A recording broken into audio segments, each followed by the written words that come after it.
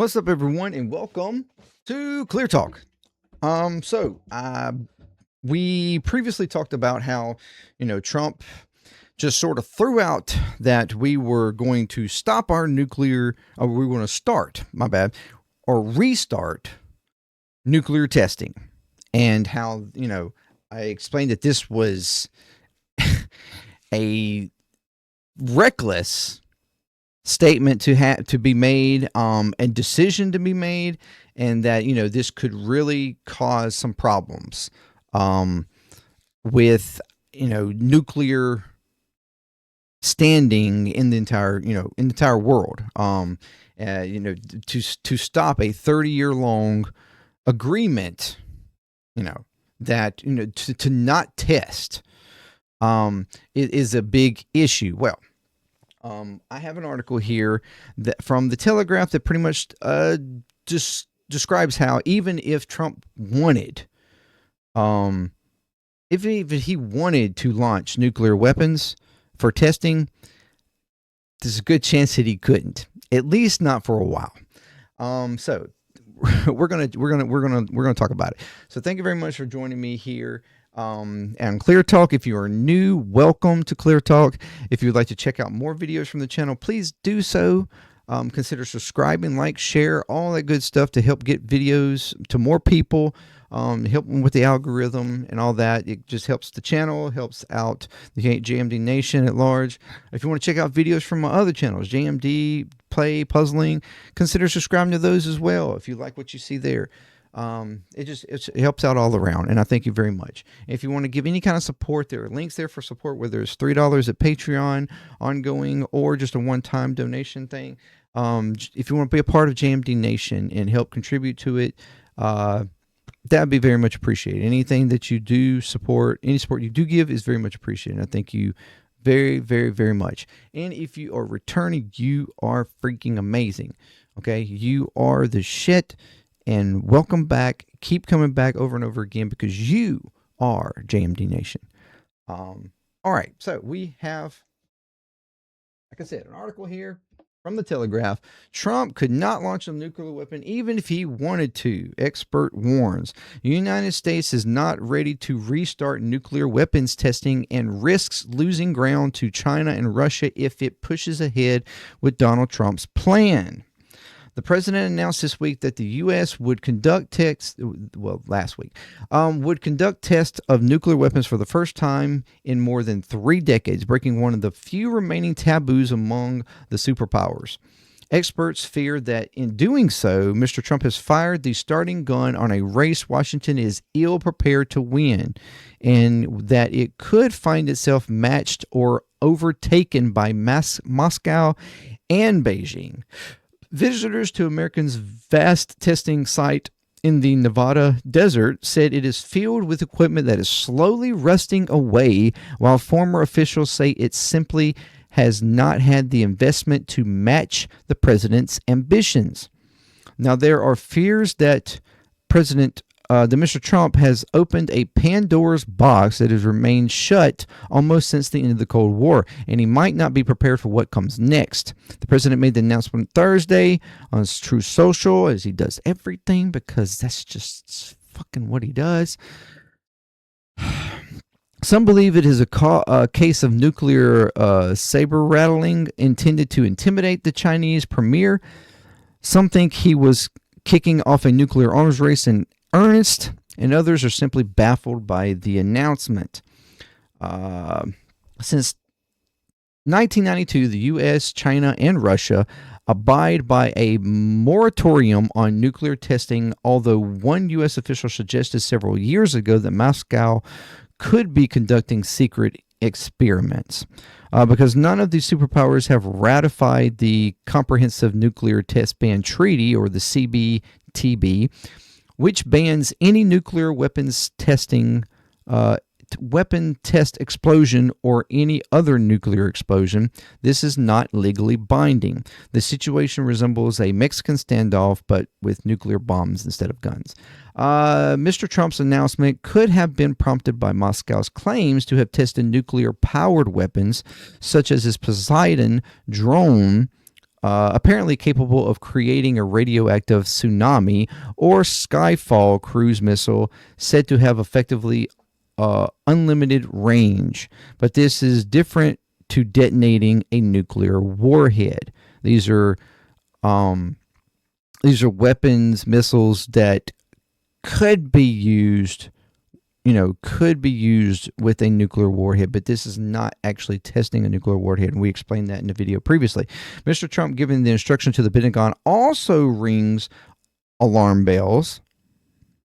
The Energy Department has responsibility for atomic testing through the National Nuclear Security Administration, or the NNSA, not the Pentagon.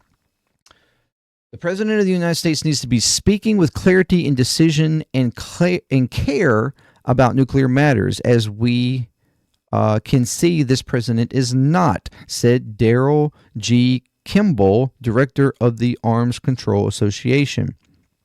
If there's a nuclear crisis and if Trump is communicating this way, it could lead to catastrophe. Corey Hinderstein, a former senior NNSA official, wants the president to urgently clarify his announcement on Thursday. It's one thing to fire the starting gun, she said. It's another thing to accidentally pull the trigger. Mr. Trump's announcement seemingly dropped out of the sky with all the force of a 50 megaton bomb, but the idea has been floated for a while. Officials in the president's first term reportedly considered breaking the moratorium, and Robert O'Brien, Mr. Trump's former national security advisor, publicly backed that move last year as a means of peace through strength. Oh my, how Republicans love to state that little phrase. Yet others believe the U.S. has maintained its lead among among global nuclear arsenals precisely because of the tests it conducted before the practice became taboo in the 1990s. Meaning, back when we tested these things before, that's what made us so powerful and so scary, so we need to go back to doing it. Since 1945, Washington has detonated 1,149 nuclear devices compared to Russia's 969. China, reportedly during the same period, detonated a mere 45. Mrs. Hinderstein, who now works with the Carnegie Endowment of International Peace in Washington, D.C., says the U.S. has much more sophisticated understanding of nuclear weapons because of those tests, and there is no technical need for full-scale trials to ensure the reliability and safety of its existing weapons stockpile. The information it already has from early trials can be used in tandem with billion-dollar supercomputers at sites which simulate nuclear tests without the need for detonation. One such site is Los Alamo in New Mexico, where Robert Oppenheimer led efforts to build a nuclear bomb during the Second World War. Mrs. Hinderstein said the United States is better suited to do all of this without nuclear testing than any other of our adversaries. Starting a testing cascade where others would follow is actually giving a cheat code to our adversaries that they don't have. Authorities could detonate a nuclear device underground within about 18 months if they did not have to collect any data. One expert refers to as a screw-you nuclear test explosion. Mounting a proper test would take, by broad consensus, at least 3 years and cost hundreds of millions of dollars. Miners and drillers qualified to work in a nuclear test zone would have to be hired. Equipment such as a specialized crane to lower the device depth into the ground needs to be procured. Sand and rock must be stockpiled to fill the shafts and prevent radioactive material from spreading above ground. Staffing issues at the NNSA exacerbated by Elon Musk's Doge cuts will scarcely speed up the process, which could be further delayed by Nevada politicians mounting a legal fight to stop tests going ahead. And on top of all of that, the test site simply is not fit for Mr. Trump's purposes. The area where they're storing the equipment for the test readiness program is filled with rusty cables and equipment, recalled Mr. Kimball, who visited the site 2 years ago. Others told Washington Post the equipment that would be used to excavate the site for an underground nuclear detonation was a, quote, rust pit. It doesn't look fancy and shiny, said the former official. The equipment would be capable, but it certainly wouldn't impress anyone with its modern characteristics.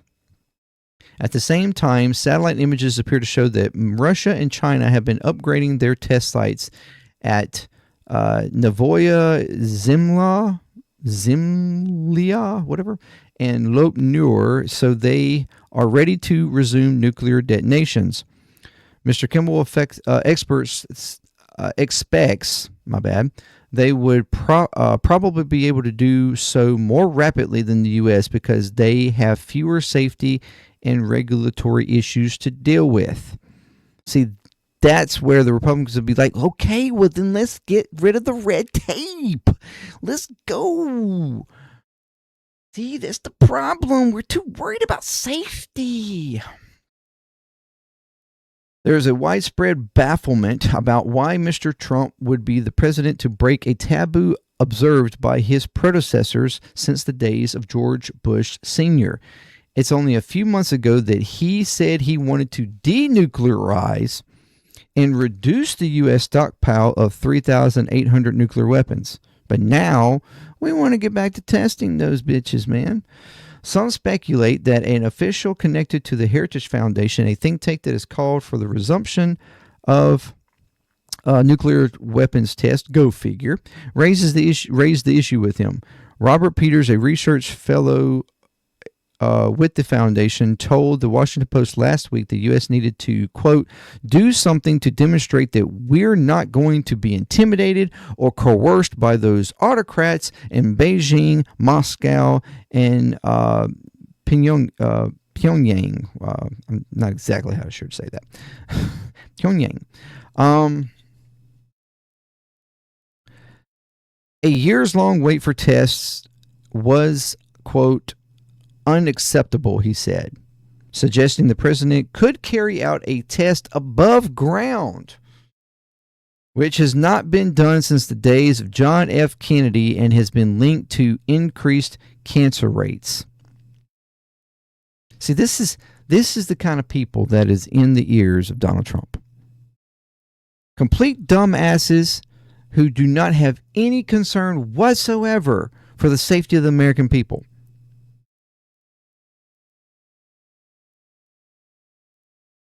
He just wants to escalate things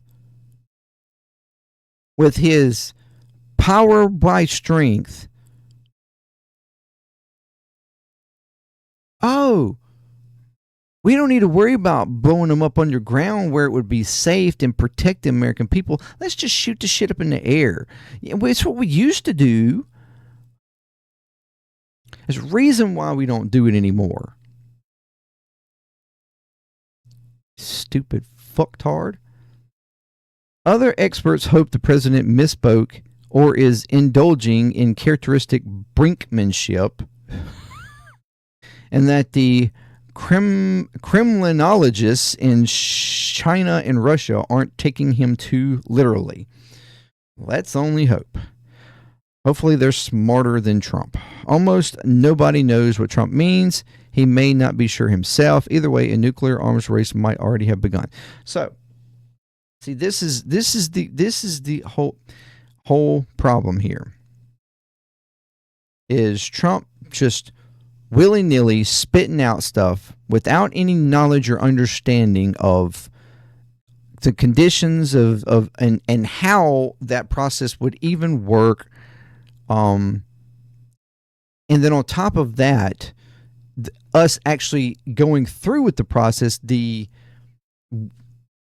ramifications of what that would lead to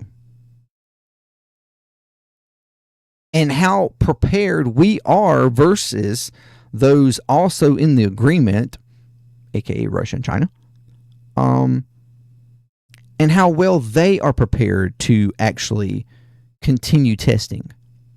And like it states there, they have, fewer safety and regulations.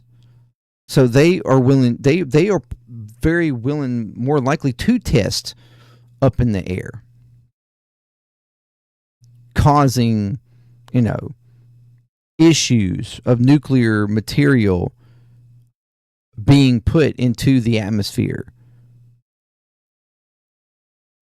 Because they also apparently don't have concerns for their own societies. Because it's all about power and control. It's all about, as I referred to in the previous video, just a bunch of dick swinging. Oh, you swung yours. Fine, I'll swing mine, and I'll swing it even harder.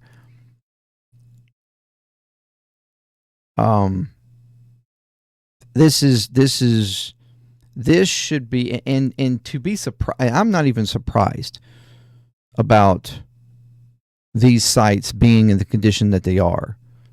But as they stated, we have the means now from all of the data we collected back then, even though it was under bad circumstances and it, could have and probably did cause some health and safety issues to our, to Americans, while that was being done. The reason why we stopped. But we have that data, and with our computer capabilities now, there's no need to physically detonate for testing. We already know what our nuclear weapons are capable of. And we can do digital tests in different scenarios to estimate how things would work. And while I understand that people like this Roberts would probably state and say, oh, well, you can't trust computers. We need to actually know what it can do. I would rather take the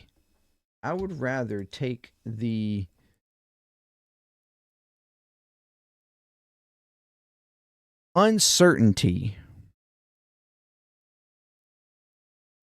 what minor, small possibility of like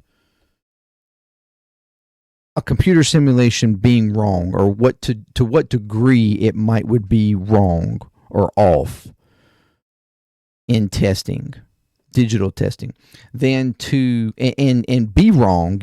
If we were to, for some reason, say it for some, because you only have two options, that it would actually be less effective or even more effective than the testing which would show in real time. I would rather take the risk that it was, say less effective, because that would probably be the big concern of Robert here, of Mr. Peters here, or anybody of his mind, than I would to actually do physical testing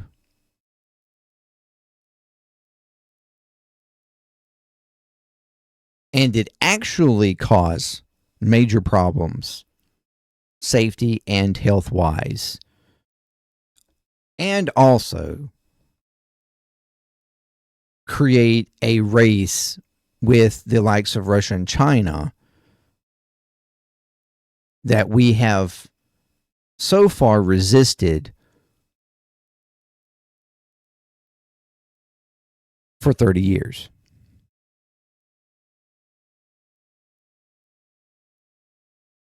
That's my opinion.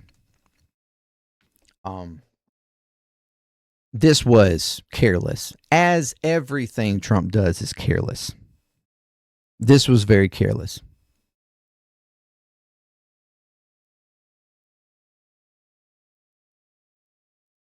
And again, shows that he has the wrong people in his ears, the wrong people telling him what to do or what not to do.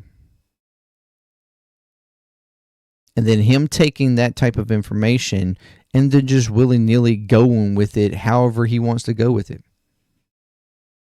And that is dangerous. It was dangerous his first term, and it's even more dangerous now because he has even worse people surrounding him in this administration than his first.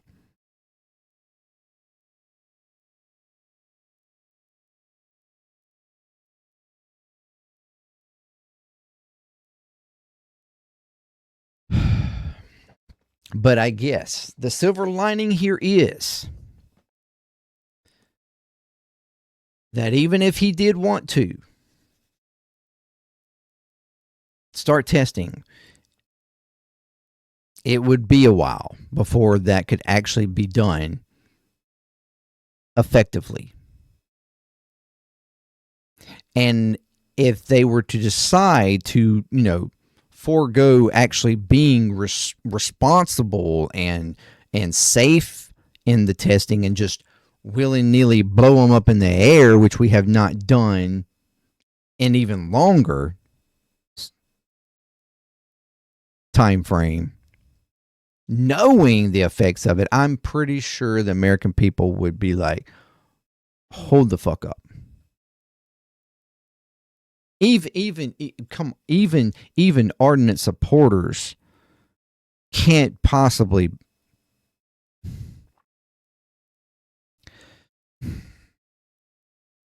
I was going to say can't possibly be dumb enough to think that that was okay. To think that that is perfectly fine, but my, oh my, how they have surprised me so far.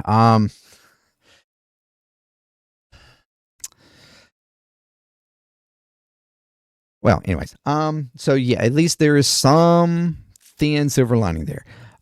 So thank you very much for joining me. Let me know what you think. And is this dangerous? Should we be concerned? And to what extent do you think we should be concerned? Do you think that he was serious or not serious? And even if he wasn't serious, was it a good thing to be said? Or could it cost us? Let me know what you think. And until next time, peace, clear talk. I'm out.